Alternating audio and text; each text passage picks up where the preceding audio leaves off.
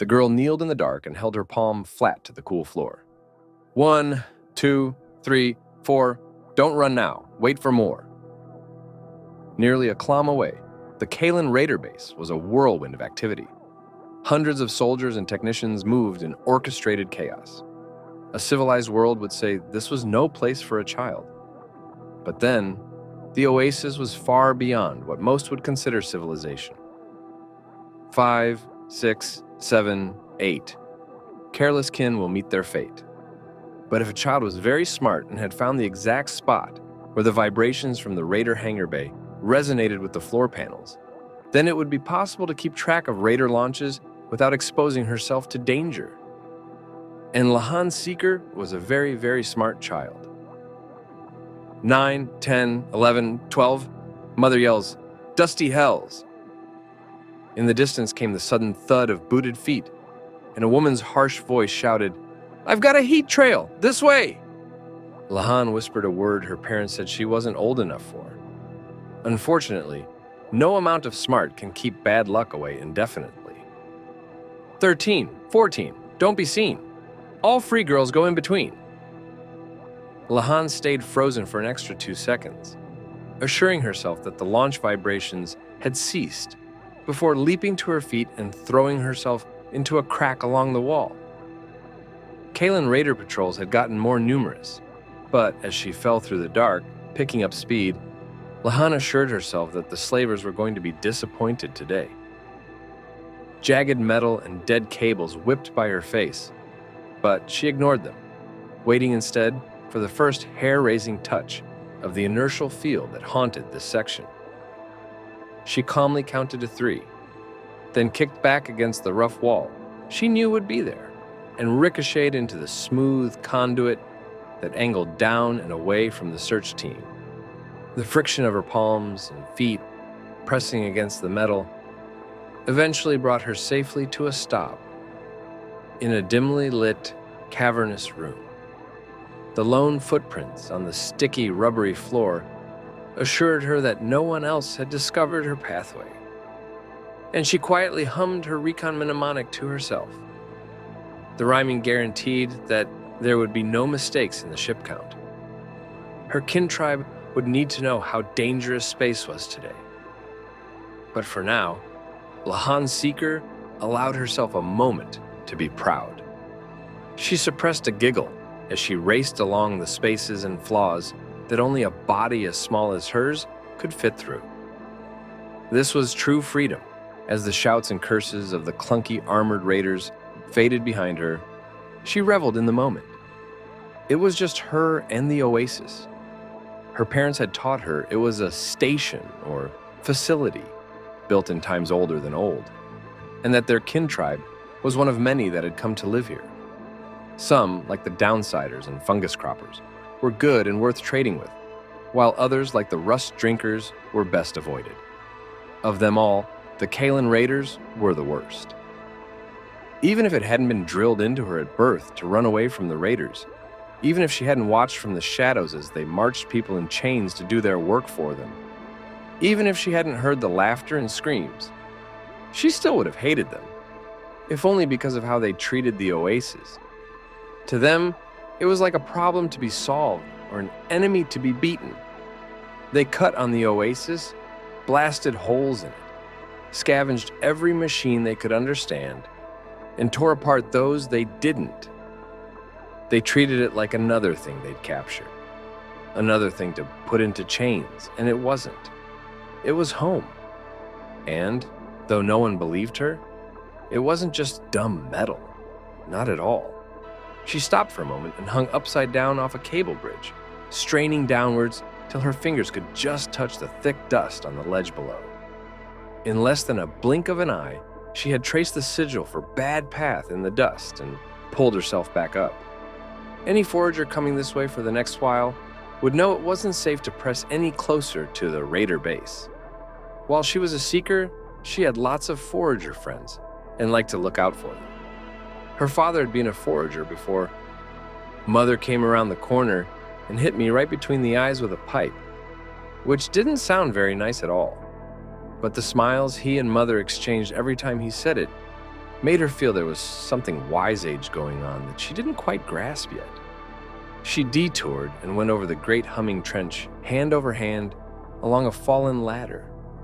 The hum tickled her feet, and she resolved to find out someday what hummed way down in the dark. This was the joy of the oasis for a seeker, the knowledge that there was always something new to find. At the other side of the trench, she took a crooked ramp to the left instead of the marble hall. It was the most direct route home for someone quick on their feet. She trusted the oasis as an ally, but she was still a seeker, and a seeker never took anything on faith. Only a fool forgot the dangers here, and not just the raiders. Things grew in the dark that could eat humans just as easily as fly rats. And sometimes things just happened. Sometimes people just didn't come back to the kin tribe. Even families with safe tasks, like the aqua sorcerers or the croppers, had folks disappear. Mother occasionally told a story of when she had been Lahan's age and gone on a long scout. She had come across another kin tribe way out Sunside, and despite the fact she had made the proper respect calls, there had been no answer from the kin tribe's shield wardens. And when she finally went in, it was all empty.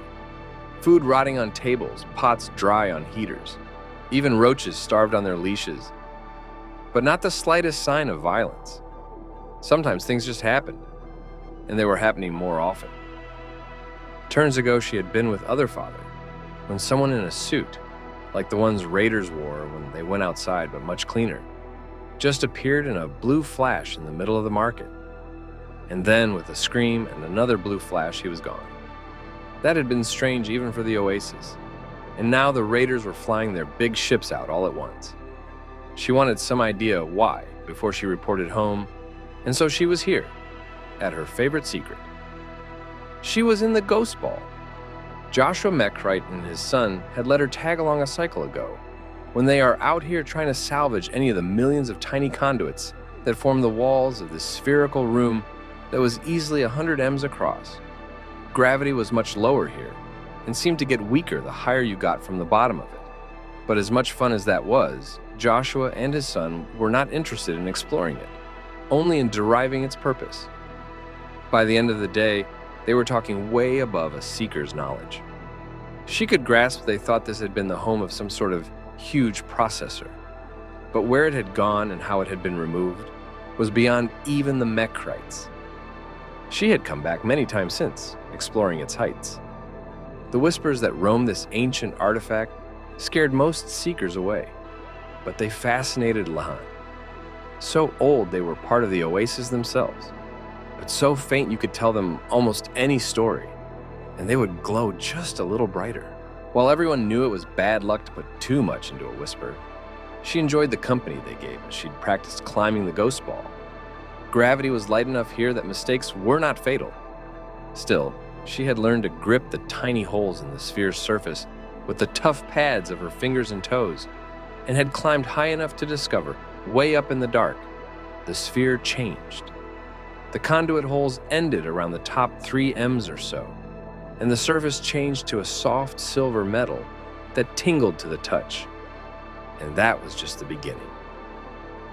Lahan carefully assured herself that she was standing directly at the bottom of the sphere, and then she crouched as deeply as she could.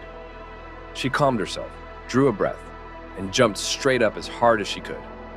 The still air rushed by her, but just at the point where one would expect to fall back down, the girl kept drifting upwards.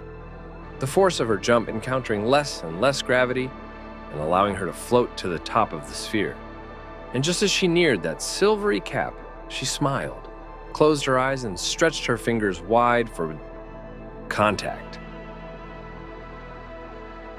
For just a moment, the child named Lahan Seeker ceased to exist, obliterated in the consciousness-consuming silver flare that was the Kasura Oasis.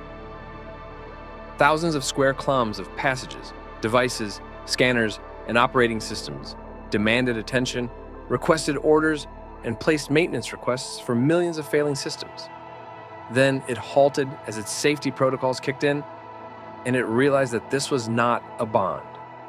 It was human, immature, denizen, Lahan Seeker, harmless, familiar, trusted. In the blink between quantum moments, the machine sought out each moment of information that had been in the child's mind, gathered them carefully together, placed them back in her brain behind the safety of an interface, and waited through the eternity of the tick of a human mind. The oasis went passive and opened itself to the child, putting its sensors and remaining datagens at her disposal. All this was just a flash of light for Lahan, and she just reached out as she had learned to do. She knew the oasis felt, Lahan knew the oasis felt everything and everyone inside it. So she reached out as she had learned to do. Now she could feel the oasis. Her thoughts flashed through halls and bulkheads. She fearlessly asked, and the station responded. She found her mother, pensive and fidgety after one too many days at rest. Her father happy to have mother home. She pulled back and let the kin tribe flow over her, sensing its need to know things in uncertain times. She could feel dangers coming that were still hours or days away. Time and space meant little to the oasis, and that terrifying open doorway it seemed to be the caretaker of. A door she never dared reach through. But she had no time for that now. She reached out for the angry red hive that was the Kalen Raider base, driven like a spear into the side of the oasis.